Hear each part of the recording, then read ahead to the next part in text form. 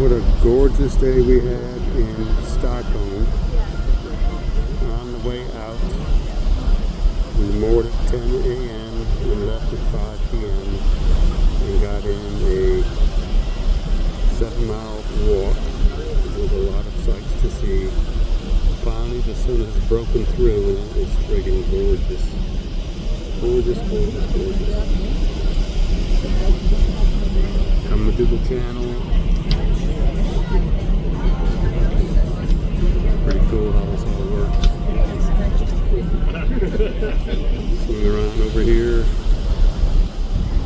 Saya said when she was here last time years ago that it was not this built up, but that's what happens, progress.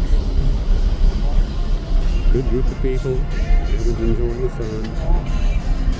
Captain's doing a good job and the engine is working.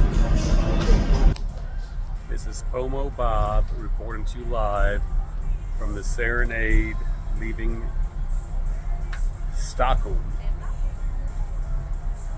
for WJPB.